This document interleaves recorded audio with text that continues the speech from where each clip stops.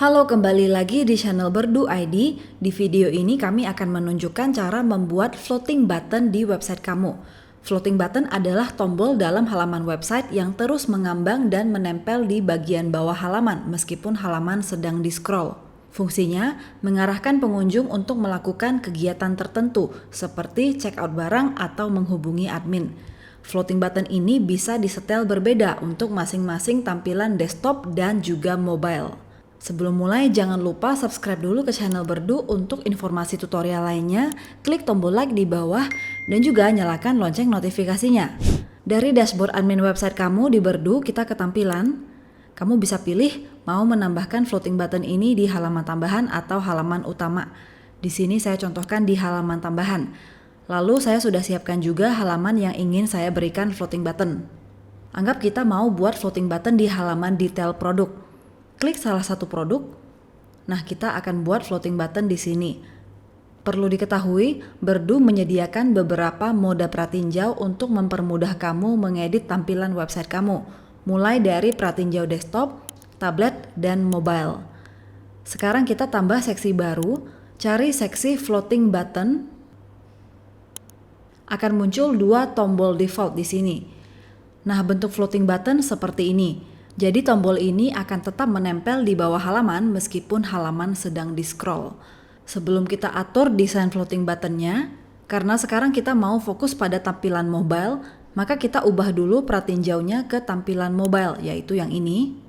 Nah, tampilan pratinjaunya akan berubah seperti ini.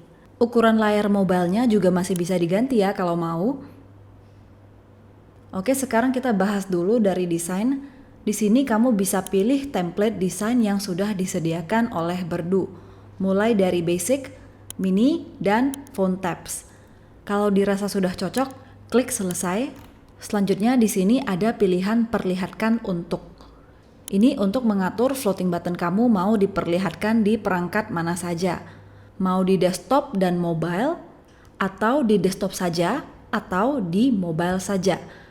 Kalau kita pilih desktop dan mobile, artinya floating button ini akan muncul saat dibuka melalui desktop maupun mobile. Kalau kita atur hanya desktop, floating button di sini akan hilang karena halaman ini sedang kita preview dalam mode mobile. Jadi ini akan muncul saat kita buka melalui desktop. Nah, akan muncul di sini. Kalau kita kembali lagi ke preview mobile, floating buttonnya akan kembali hilang. Begitu juga saat kita pilih hanya mobile, artinya floating button akan muncul di tampilan mobile saja. Tapi kalau kita klik preview desktop, maka dia akan hilang. Nah, jadi pengaturan ini bisa kamu sesuaikan sendiri ya. Kemudian kita perhatikan, di sini antara floating button dan halaman web, ada satu garis bayangan tipis yang bisa kamu atur tebal dan tipisnya di menu bayangan ini. Menu jarak ini fungsinya untuk mengatur jarak antara tombol satu dengan tombol lainnya. Mulai dari yang paling dekat yaitu 1 ke yang paling jauh yaitu 4. Jadi kalau tombol voting kamu ada beberapa, kamu bisa atur jaraknya di sini. Kemudian kamu juga bisa atur barisan dari floating buttonnya, mau horizontal atau vertikal di menu barisan di sini. Nah, untuk mengubah isi konten dalam tombolnya, kita klik pengaturan pada salah satu tombol. Kamu bisa atur warna tombolnya sesuai dengan kebutuhan dan tema website kamu. Lalu untuk desain tombol, ukuran, jenis font, dan lain-lain, kamu juga bisa atur sendiri sesuai kebutuhan. Kemudian di sini juga ada opsi perlihatkan untuk seperti pengaturan yang sebelumnya. Bedanya apa? Nah, kalau di sini itu khusus untuk mengatur secara spesifik tombol yang sedang kita edit ini mau ditampilkan di perangkat apa saja. Kalau di pengaturan sebelumnya itu mengatur seluruh tombol ini mau ditampilkan di mana saja. Jadi kalau misalnya kamu tambahkan beberapa tombol lagi di sini, nah misalnya jadi 4 tombol, pengaturan ini berfungsi untuk mengontrol masing-masing dari 4 tombol ini mau ditampilkan di mana saja. Untuk lebih jelas nanti kita demokan di akhir video. Sekarang kembali ke pengaturan isi tombol. Lanjut kita akan ganti teks dalam tombol ini, misalnya jadi hubungi CS.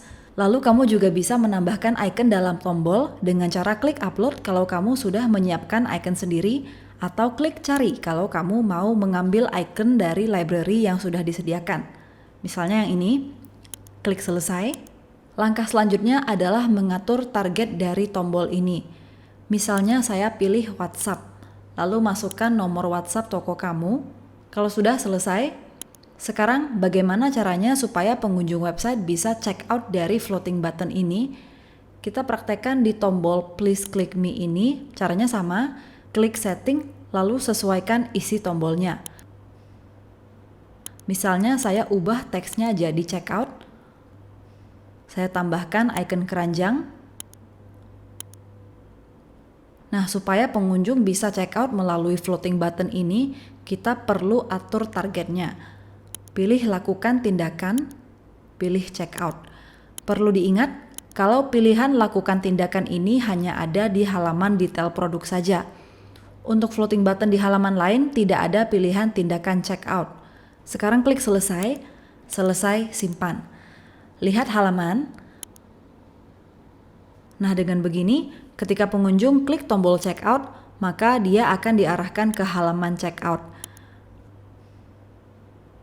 Nah, sekarang kita kembali ke tab pengaturan floating button. Kamu bisa ubah posisi tombolnya dari vertikal ke horizontal.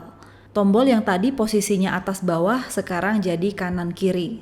Tapi tampilan ini mungkin dirasa terlalu makan tempat dan kurang menarik. Untuk mengakalinya, kita bisa edit tombol hubungi CS, lalu hapus saja teksnya. Klik selesai. Nah, tombolnya jadi lebih hemat tempat dan rapi. Lanjut sekarang kita ke menu wadah. Di sini kamu bisa atur background dari floating buttonnya. Kamu bisa ganti ke warna tertentu seperti ini, dan bisa juga diatur transparansinya supaya jadi semi transparan. Bisa juga diganti dengan gambar seperti ini. Gradasi. Dan pola. Untuk lebar dari background floating button ini kamu juga bisa atur di bagian ruang pengisi, lalu drag di bagian slider untuk mengatur jaraknya. Ruang pengisi atas dan bawah juga bisa dibuat berbeda dan kamu bisa sesuaikan masing-masing jaraknya. Kalau sudah, klik selesai, simpan. Oke, floating button kita sudah jadi.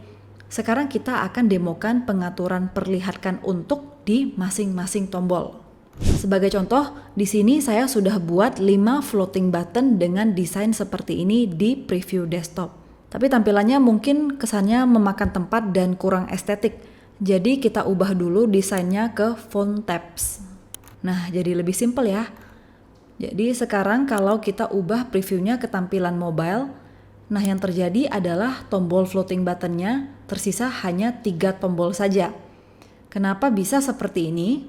Karena di tombol keempat dan kelima yaitu Instagram dan TikTok ini, saya sudah atur perlihatkan hanya di desktop saja.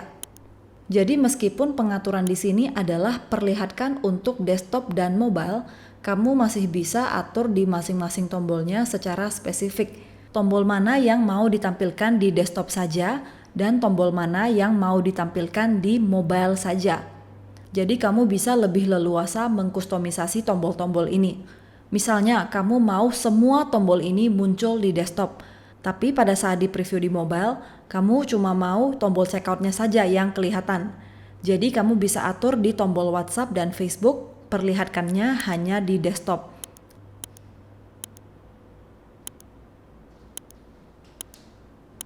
Nah, dengan begini, ketika di preview dari mobile, tombol yang muncul hanya checkout saja. Dan ketika di preview dari desktop, semua tombolnya akan muncul kembali. Oke, sekian tutorial kali ini. Like video ini, berikan komentar di bawah, dan subscribe ke channel Berdu untuk mendapatkan video tutorial lainnya. Jangan lupa juga follow akun sosial media kami untuk mendapatkan konten menarik lainnya. Sampai jumpa!